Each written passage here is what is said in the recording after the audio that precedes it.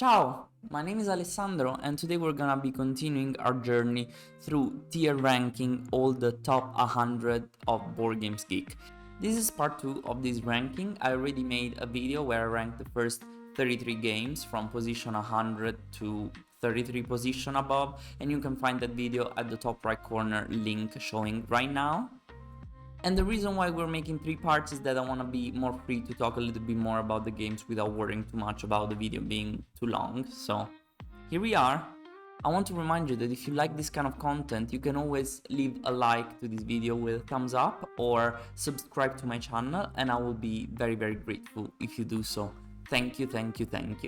Now, just as a reminder, tier ranking means that basically we are classifying the games into giving them a grade, right? From A to E, and actually there's a grade above A that is called S, and we're basically giving a grade to the games just like you would do in school, right? And I'm giving a little bit of my opinions on the game that I've played or the games that I've heard about, being like the theme, the difficulties, cooperative, competitive, what did I like about it, what didn't I like about it, and so on. So I hope you enjoy this kind of journey, and we can resume right now from position 68.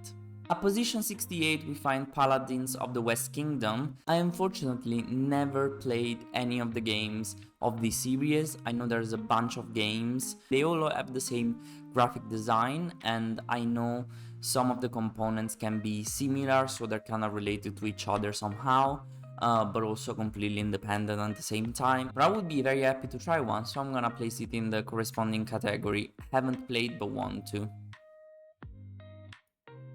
Now, I just want to mention again that I haven't played all the games in the top 100. Actually, I think I've played around 30%. We'll see if this estimate kind of makes sense at the end of the game. I've heard some things about some of the games, so I'm going to talk about the games that I played and only be ranking the games that I played. And then for the ones that I've heard something about from other creators, I'm just going to mention what I heard about. I'm no know-it-all about board games, so I'm doing my best here, okay? Forgiveness, please. I beg for forgiveness. Also, you know, if I rank low a game that you love, like Azul, don't get mad. It's normal. I like what I like, you like what you like, and if you're gonna hate me for it, please feel free to hate me in the comments. At least we create engagement and reach. I'm just joking. Just I mean, we are allowed to disagree and we're allowed to talk about it. But I'm not gonna like Azul, okay? The next game on this list is Le Havre. I have no idea what this game is, so I'm just gonna place it, you know, in the same category. I don't know anything about this game, I can't talk about it. Same exact concept for the next game, which is Clans of Caledonia. But now we have the Quacks of Quedlinburg. Listen, the Quacks of Quedlinburg is just a lovely game based on luck and mostly nothing else, and it's just lovely as it is. The Quacks of Quedlinburg is a game that can be played between 2 and 4 players, and basically it's a back builder, okay? It's a back builder, push your luck kind of game. You know, whatever is back building, I love, I worship, and I will always forever have my loyalty to. But basically what you're doing in this game is brewing potions in your big cauldron, and you basically take out chips from your bag, which is your pouch of ingredients, and those ingredients go in your cauldron. But there are some ingredients, which are the white chips, that have a pretty bad effect on your cauldron, because the moment you have too many of them, your cauldron just explodes in your face. And that's about the push your luck element of this game, right? So you wanna take out as many ingredients as possible, because that will mean more points and more purchasing power for you. But you don't want to have too much, because then you're gonna explode, and if you explode you have to choose either to take the points or to take the purchasing power, so you're basically getting left behind. The theme, the graphics, everything is just amazing. I love it. It's like witches brewing their potions. Actually, it's not witches, because there's a witches expansion. I would be so happy to try all the expansions to this game. It's just like, I don't know what they cooked for us, literally cooked. What I really love about this game is also that you have different variants, right? So you can buy several chips from the market, and all the chips have different powers depending on which sets of chips you're using. So you can play a different set every time. You have 4 different sets in the base game, I believe. So that's also very kind and very, like, it adds a lot of replayability and variability to the game. I love that there's a catching up mechanism for the people who are left behind. So the people who are left behind in the points track will start with an advantage depending on something called the rat tails, which are on the scoring marker. So you're gonna have an advantage when you're starting next time in your cauldron. So you basically start a few steps ahead of all the other people. There's a mitigation kind of mechanism. There's basically a potion that you can use to put back a chip that you used back in the bag. Just like any bag builder, push your luck, right? If you know Wonderland's War, there are this kind of mechanism even there. But it's just silly and it's not overly complicated. Like, once you learn what the chips that you can buy in the market do, it's very easy and straightforward, and it's pretty quick, and it's just fun to draw stuff out of the bag. And you know, the push or luck games is not even too much your fault if you lose, right? Sometimes you're just unlucky. And it's a great game. I love it. I absolutely love it, and I would play every single time someone wants to play it. I am addicted.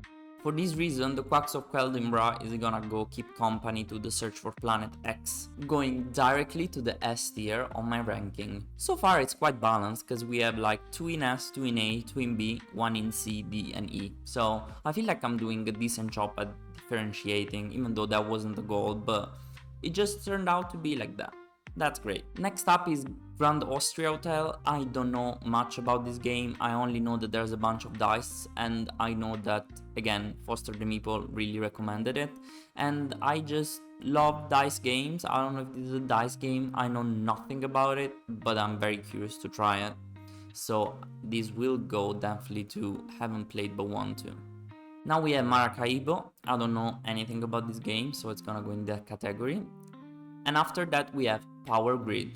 Power Grid is a pretty old game, I think, and you can see it from the design. I really don't like the design. And basically how Power Grid works is that you have each round different phases. In the first phase, you're basically auctioning using your dollars to buy some power plants. Those power plants that you are buying are necessary for you to produce energy. But in order to produce energy, you need to consume some materials. Materials can be coal, oil, trash or nuclear. So in the first phase of the game, you're auctioning for these plants, and I really don't like the auctioning part of this game. I don't like auctioning too much. I never know how to control how much I'm spending, so that's my problem. But this is still very bearable, because after that there is the part where you're basically buying the ingredients or the materials, and the materials get more and more expensive the more demand there is. And that's a very clever way to handle the materials, because if someone bought too much materials in the previous rounds, then the replenishment is not gonna be enough to again decrease the price of the same material to the original price. On the other hand, there are materials that at the beginning of the game are quite expensive, but then no one buys them and they just get less and less expensive because there isn't that much demand. After that phase, you can build more cities in the map, and that's the most important part, because you want to have as many cities as possible, but also you want to have power plants enough to power up all those cities. Then you can spend the materials that you got before, power up those cities, and depending on the amount of cities that you have powered up, you're gonna get money back. So it's basically a chain, right? It's money to buy power plants and materials and cities, and then the combination of these three things is gonna give you more money to invest in the next rounds, and then the game ends when a certain threshold of number of cities that a player has is satisfied, depending on the number of players. It's a very clever game. It's just a little bit stressful. I don't like when games stress me that much, and the auctioning part is not my favorite. So for this reason, I'm gonna rank it at a C, but keep in mind that I've only played this game once. I actually won it, but I was probably lucky. All the people that were playing with me were first-time players, so we were actually 6, so a good amount of people. And you know, the production, the replayability, everything is very like easy and simple. It's a very old game. It's not very stunning from a visual perspective, visual point of view. So just take it as it is. It's a clever game, but not my favorite. Next up we have Tolkien, the Mayan calendar. I don't even know if I pronounced this correctly. I have never heard about this game, so it goes in that category. Next up we have Obsession. I never played this game, but I heard about it. I actually watched a playthrough made by Monique and Naveen from Before You Play, and that was an amazing playthrough. I enjoyed it very much. It was very fun, and that made me want to play the game. Absolutely, it's actually in my want to buy or want to play list on Board Games Geek, so I really want to try it. I think it's a very good game. It's basically a game where you're trying to, I think, get married or find someone to marry, and to do so you kind of wanna like increase your prestige so that you can marry someone that is like higher importance in the aristocracy of that period. It's a very intriguing, I've never seen a game like this, I have to say. Like, the mechanism that it's using, I've never seen it, and yeah, I can't talk too much about it, but I would definitely recommend to at least check it out, watch some videos online about it, because I think it might be a lot of people's cup of tea. So it goes in that category, which is the most populated, which is haven't played but want to. Mansions of Madness, I've never played it, but it is one of the games part of the Arkham family, or Fantasy Flight Games Arkham family. I love Arkham Horror, the card game. I love Arkham Horror, the board game. I love Eldritch Horror, and I love this one too. Sure, I don't know. I never played this one. This is the only one I've never played, but I probably would love it. I have watched some playthrough, and it's basically an act-driven kind of exploration game where you're basically little by little you're gonna figure out which are the tasks that you're given, and in the meantime you're gonna have to find clues and like defeat monsters, and you have to do like skill checks with it. It's one of those games that are very similar or common in the Arkham world. So 100% goes in haven't played but want to. Now we have Cthulhu Death May Die. I also never played this. I watched a playthrough of this, and for some reason I wasn't like mind blown.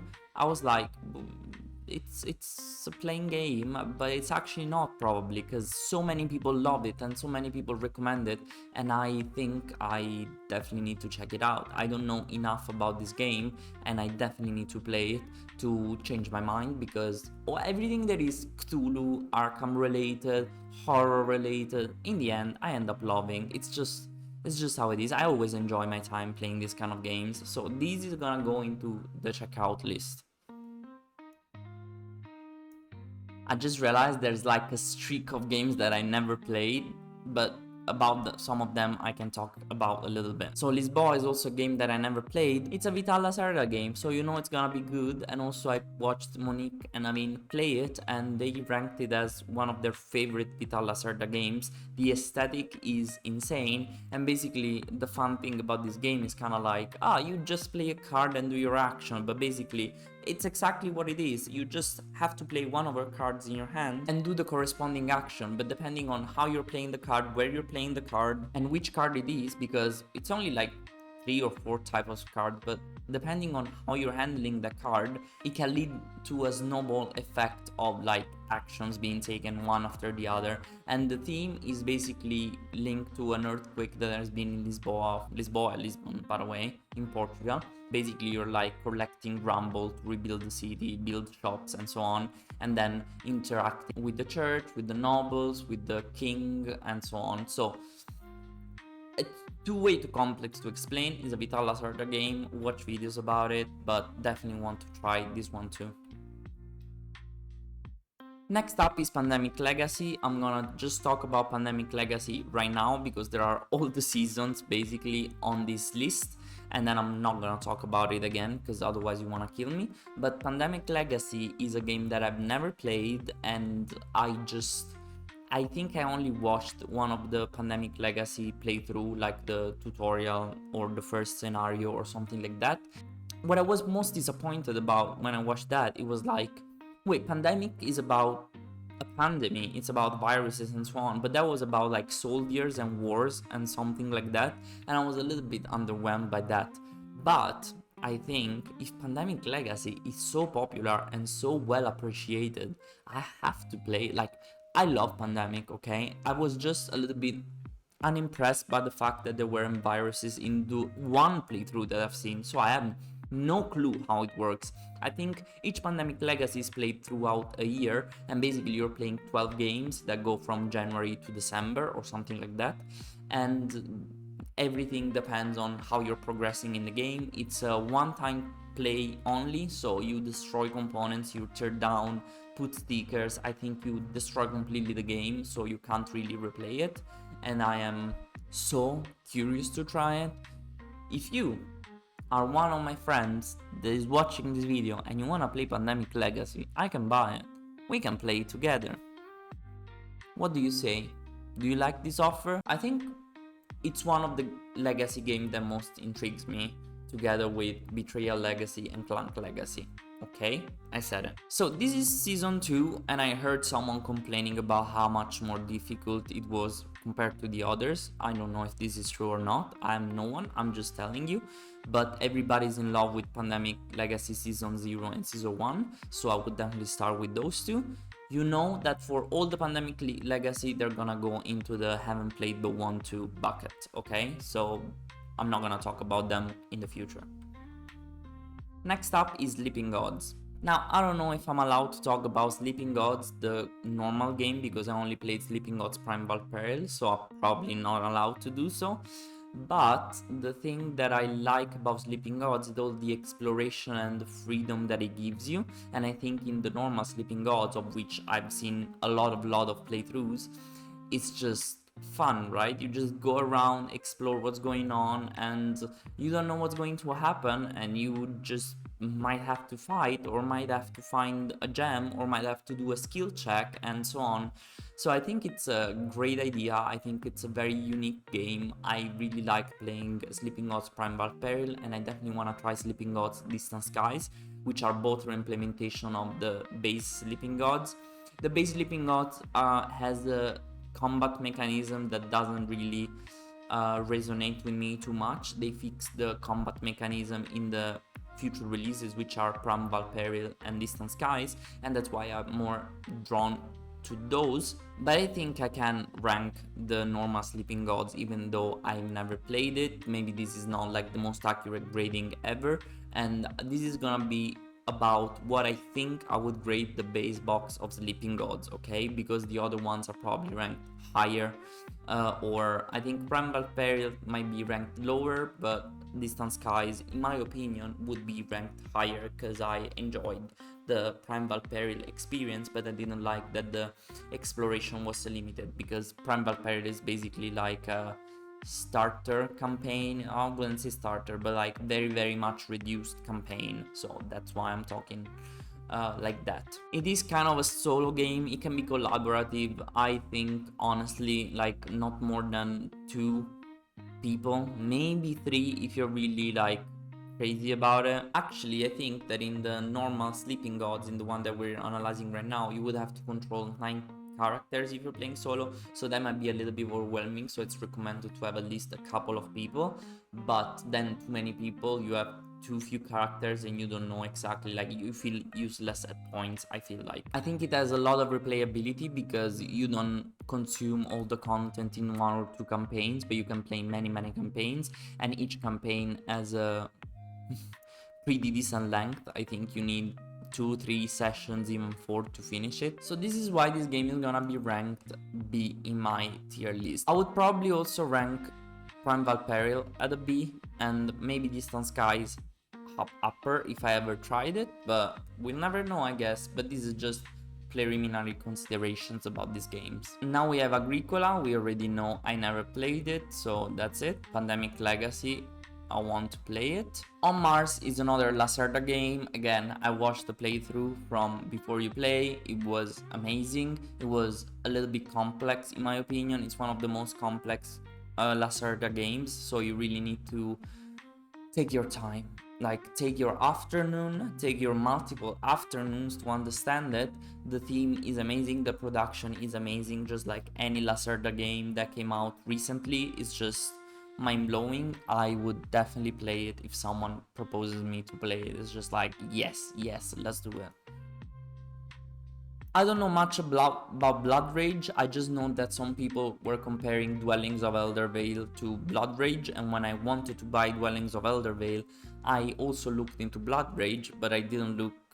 I mean, I didn't like too much how Blood Rage looked, so I'm a little bit superficial and I prefer Dwellings of Eldervale. But I think Blood Rage might be a great game because I like Dwellings of Eldervale, so I might also like Blood Rage. I will play it in the. I want to play it, but I don't know anything about it. Once again, Anachrony is not a game that I played. I've watched Monique and Naveen from Before You Play playing the normal game and with the Fractures of Time expansion, and I think that definitely made me want to play the game. It looked amazing, the component looks amazing, but they had the exosuit kind of component, so they had like everything upgraded because that's how it goes on YouTube, you know. They show you the brilliant shiny things and then they're expensive as hell, but it's not their fault. It's like cool, like plastic suits.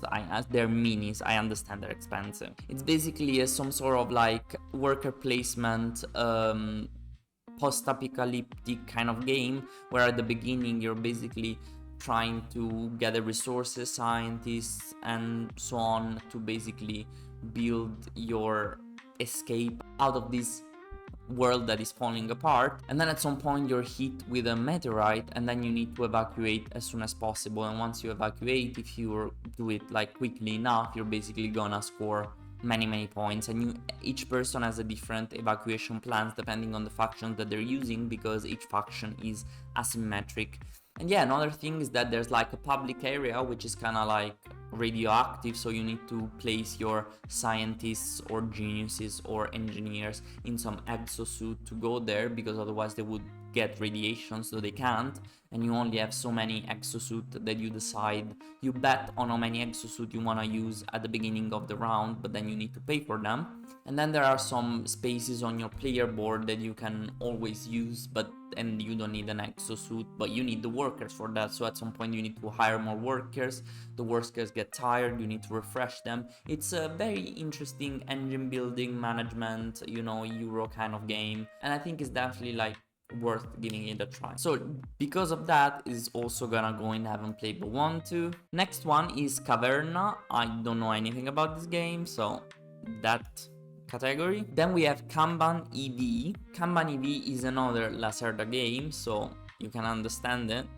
I've never played it. I've never played any Lacerda game, but as you can also imagine, I watched the playthrough from Naveen and Monique from Before You Play. I watched both the Kanban EV and the normal Kanban, which is like the previous edition. Kanban EV has so much better components because it looks stunning, and it's basically you're managing car manufacturing company, and yeah, there's a bunch of different actions that you can do to test your cars, build your cars, buy components, buy chairs to participate in the board meetings and so on, to be able to score more points. It's a very complex game. It's a Lacerda game, but it's definitely one of the most acclamated Lacerda games, so that's another game we should try, right? So off it goes. I haven't played but want to. Next up we have a game from 1876. It's called Crokinole. It's called Crokinole. I have no idea what this game is, but it's a dexterity game, so 100% I don't wanna try it. I don't wanna try it. Now we have Cascadia. I never played Cascadia. It looks like a simple, not simple in a simple way, like too simple, but like quick, easy game that you can play a lot with your friends in a like not so long explanation, but it's also extremely popular. It's kind of a tile placing game, and I'm not the biggest fan of tile placing, but I watched again Monique and Naveen from Before You play it, and I thought I kind of want to get it from my friend and do a solo playthrough of that, so you might expect that in the coming months for sure. And yeah, I'm just gonna place it in haven't played but want to. The next three games are Puerto Rico, Underwater Cities, and Pax Pamir. I don't know any of these games, so they're just gonna go into that category. And now we're getting to the juiciest part of this video, which is games that I know and I can talk about. So let's start with Marvel Champions. Marvel Champions is at position 41 at the moment, and it's basically a Fantasy Flight Games, so you know, the same designers of Arkham Horror, the card game, and Lord of the Rings, the card game, and Marvel Champions is also part of the card games family of that company. Marvel Champions is a collaborative game where you're playing between 1 and 4 players, and each player is impersonating one or more Marvel heroes, and it's trying to fight a Marvel villain. I actually recently started making videos for Marvel Champions, as you can see up here. It's here. Our lovely Marvel Champions. Can I point at it? Here it is. Cutie. Anyways, it's a card game, right? So you choose a hero has its own deck, then you choose an aspect for that hero that can be like a set of cards from which that hero can take cards, and then you build the deck, and at the beginning you basically use the pre-made decks, and then you start using the decks and using your heroes and your allies to basically attack the villain, and the villain is gonna try to make you lose by doing two things: either reducing your health or scheming, which is basically placing threat on a card called the main scheme, and once that main scheme has the threat amount equal to the threshold of the main scheme, basically you advance to the next stage of the main scheme, and if it's the last stage of the main scheme, well, you lose. So you basically need to kill the enemy in as little time as possible so that the enemy doesn't kill you back and doesn't advance the scheme too much. And you can remove threat from the scheme by doing an action called thwart, or you can attack the enemy, but then each ally or each hero can only do that once per turn, so you really need to manage your actions. One of the most important aspects of this game is that to play cards from your hand, you need to pay resources, and the resources are also cards from your hand, so there's a big hand management component in this game. So if you're into that, and if you're into Marvel, and if you're into like collaborative games, this resonates with you, try Marvel Champions because it's a very good game. It's quick. I definitely like the fact that it's a quick game. I love Fantasy Flight games, but they tend to be extremely long, and for once this is a quick game. I mean, if you're 4 people, it's not gonna be quick. I don't think I recommend playing this in 4 people. 1 person, yes. 2 people, yes. 3 people is already extreme, but 4 people it just gets like way too much time before it comes back to be your turn. So that's what I would say. The replayability of this game is insane. They keep adding heroes, they keep adding scenario packs, they keep adding campaigns, they keep adding everything. It's just like every 2 months there's a new release, and every year I think there's a campaign release, so the material just keeps coming and pouring out, so you can definitely find as much as you want. In case you're interested in knowing how to play this game and how it works and watching me play, I started making videos for it that you can find at the link in the description below, or maybe I'm also gonna link at the link that is showing up in the top right corner if YouTube allows me. The only thing I will say about Marvel Champions is that coming from Arkham Horror, the card game, this was a little underwhelming because Arkham Horror, the card game, is so rich in story, is so rich. I really like the story part in Arkham Horror, the card game, and I really like you're moving around, stuff is happening, more monsters are coming and so on. While in Marvel Champions is really like a little bit more dry, a little bit more essential, but because of that it's so quick and it works so well. So for this reason I think Marvel Champions is gonna go straight to A. And good job Fantasy Flight, I love your games. Next up is Food Chain Magnati, and the only thing I know about this game is that it is very expensive. I wanted to buy it, it looks amazing, I think it really attracted me when it came out. I have a friend that recommended me to try it out, he also loves Root so much, and I also like Root a lot, and I think I need to try this game out, but I don't know much about it.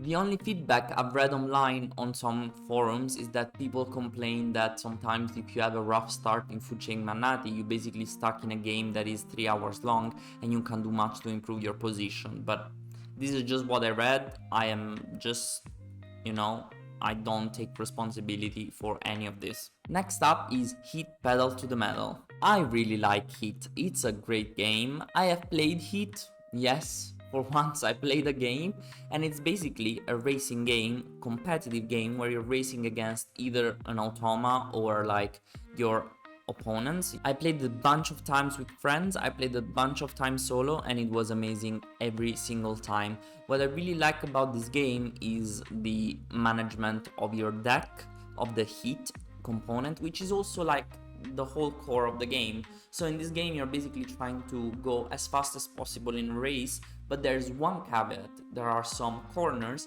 and around the corners you only can go up to a certain speed. So you can decide to play conservative around the corners, or like for each speed extra that you use over the corner limit, you need to pay something that is called heat, that is gonna represent your engine overheating, but you only have so much heat that you can pay. So once you played all the heat that you have and you're out of heat and you actually pass a corner without that, you spin out, and spinning out is very, very bad because it puts you back behind the corner again, and then some other bad things happen. So you kind of want to manage your heat, spend your heat, also go a little bit over the corners with a speed that is acceptable, but you don't want to go too fast around the corners because then you're gonna have to pay too much heat. And there's some mechanisms like the stress cards that are gonna add some unpredictability in what you're doing, right? So there are some cards that basically you don't know which is the value of the card until you play them, and then you're basically betting on the card being a value that is acceptable for you, right? So sometimes you really want to go fast but you draw 1, and so you go very slow. Sometimes you don't want to go too fast and then you draw 4, and then you're like spinning out because of the stress card, right? What's great is also the modularity of this game. It has so many modules, like the weather module, the sponsors module, the garage module, I think it's called, where you can upgrade your deck with extra cards over the basic ones. So I think they did an amazing job with this game. It's kind of a copy of Flamme Rouge. I was very highly inspired by Flamme Rouge, but enhanced so much. Flamme Rouge is basically the same racing concept, but with bikes and with way less components. It's much easier, to be honest. In the base game they also included 4 different maps, so you can play as much as you want with those 4 maps, and the replayability value is very high. You need to like cars. The theme is cars. I don't particularly like cars, and I played a whole championship on my channel. You can find the link to the playlist containing the whole championship at the description below. If you want to check it out, it's there. So it's time to grade Heat, and I think Heat is gonna keep company to all the A tier games because it's a very good game and I really like it. Then we have Viticulture, and I'm sorry to say, but I've never played Viticulture. I know it's a classic, I don't know it. Next up is a version of the crew called Mission Deep Sea. We already talked about the crew in the previous video, so I'm not gonna talk about it again. I'm not gonna explain what works in that game and what doesn't, but what is incredible in Mission Deep Sea is that the missions are completely different. Like, you're completely changing the theme, you're going underwater, and I actually prefer the space in that to that matter. But the missions are completely different because right now, before, the missions were basically like, take this card in a trick, take this card in another trick, and take them in this order, right? Now, just the missions are very different. It can be like, take at least 4 blue cards, or be like, take this card last, or it's basically like never win with submarine, which is kind of like the overpowered suit the rockets were in the previous version. In this case there are submarines. Or for example, have more blue cards than pink cards at the end of the game. You know, these kind of missions that are very dynamic and make the game so different every time you play it. They add so much variability, it's insane. I really love so much more Mission Deep Sea rather than the normal crew. It was an instant like, yeah, this is so much better than the previous version. For this reason, the crew is also going to the A tier, which is getting very crowded as we're delving deeper or higher into this game ranking, right? Next up we have Everdell. I played Everdell a couple of times and I think it looks deceiving. All these games with animals look deceiving because you're like, oh, it's so innocent, it's so cute, I really want to play it, and then it's like a 2 hours and a half long game. Everdell can actually be quicker if you're playing with people that are a little bit more expert. And how it works is basically a tableau building worker placement game, okay? So you're playing over 4 seasons, and every season you get more and more workers to add to your worker pool, and you can send your workers to gather resources, and then you can use resources to play like critters or locations or any other type of cards that is gonna give you points at the end of the game, or powers, or is gonna chain up with other cards. And there are also some cards that, if played, allow you to play some other cards for free, and it goes on like this until you basically are out of actions, out of season, you end the game, and then you score your points. And obviously it's a competitive game where you're trying to score as many points as possible. The production value of this game is insane. Like, the resources are so cute. There are basically the berries, which are even like a little bit gummy, and there's like the ember, which is like translucent, and then there's wood with all the little like wood carvings, lines in them. It's amazing. I love the components of this game. The drawing are so cute. The using animals is always a win for the games, because people love animals, and they're a little bit deceiving. Everdell is not as easy as it looks. I will say though, I've heard it's not extremely replayable, and I've also noticed that once you start knowing all the cards in Everdell, you're basically like starting to use always the same combos. You can study the deck a little bit in like a few plays, and then you're basically doing the same thing over and over again. Not exactly the same, but at least you have like a guideline on what you want to achieve. So I like the concept, I like the production, I like the theme, but I would say that, I don't know, it probably goes into a B for me for now. I will also say though that about the replayability, it has so many expansions that are out there that it's incredible. They created a whole franchise out of Everdell because it was so popular, and definitely you can improve replayability with all these extra modules. Next up, and last for this video, is gonna be Barrage. I'm out of breath, I can't. Barrage is all about creating electricity power out of water, dams, conduits, and powerhouses. Does all of this sound boring to you? It might, but it's actually a great game. It's also made by Italian designers, and I will keep on saying that. Probably a lot of games are made by Italian designers, but this one I know, so I'm just gonna keep on saying it, okay? To be complete, this is a like resource management, engine building, but also worker placement game. So you're sending your workers to do different kind of things. These things can be getting contracts from people who want energy, and these contracts, once fulfilled, are gonna give you more things, or like getting more concrete mixers, or getting more excavators, which are your two main types of resources together with money. But your two main actions are gonna be to build more structures, and these structures can be dams that are gonna help stop the water flowing down the hill, the extra layer of the dams that are gonna help contain even more water, the conduits, which are necessary for you to like make the water flow from where it accumulated on top of the dam down to the powerhouse, and then powerhouses, where the actual energy is gonna be generated. And the second most important action that you're gonna take in the game is actually generating energy.